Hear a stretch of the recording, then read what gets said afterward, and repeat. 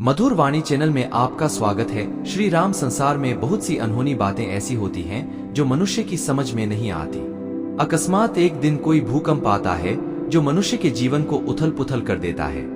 ऐसे समय किसी दूसरे को दोष नहीं देना चाहिए, उसे 2.5 वर्ष मानकर अपना प्रारब्ध मानकर स्वीकार कर लेना चाहिए।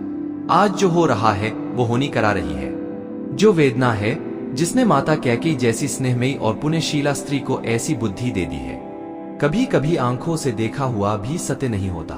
राजपद का प्रमाद साधारण मानव को हो सकता है, इंद्र जैसे देवता को भी हो सकता है, परंतु भरत का स्थान देवताओं से भी ऊंचा है। वह एक महामानव के रूप में महानता की परिसीमा है। जिस प्रकार खटाई की एक बूंद से क्षीर सागर का दूध नहीं फट सकता, उसी प्रकार अयोध्या तो क्या त्रिलोक का राज्य भी भरत को दे दिया जाए तो भी उसे राजमत नहीं हो सकता। माता, मैं तो केवल इतना ही जानता हूं कि भगवान के निकट जाति पाति, ज्ञान, धर्म, कुकूल गुणों और चतुराई का कोई मोल नहीं होता। वह तो केवल भक्ति के नाते को ही सच्चा नाता मानते हैं। मियाँ अपने पुत्र से अपनी ममता का मोल मांगने आई है। माता, यदि आपकी ममता का यही मोल है कि मैं जिसे धर्म मानता हूं उसका त्याग कर दूं, आप जिस रघुकुल की शोभा है उसकी कीर्ति में पिता का वचन भंग करके कलंक लगा दूं, तो कहिए मुझे आपके घरों की सौगंध है, मैं इसी समय अयोध्या लौट जाऊंगा।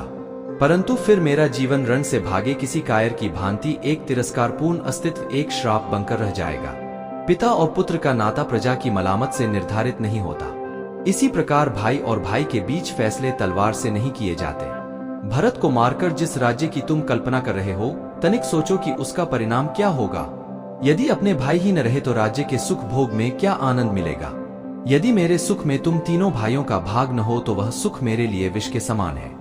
उचित और अनुचित का भलीभांति विचार किए बिना किसी काम को जल्दी में करते हैं तो पीछे पछताते हैं। मुझे तुम्हारी वीरता पर और तुम्हारे पराक्रम पर किंचित भी संदेह नहीं है।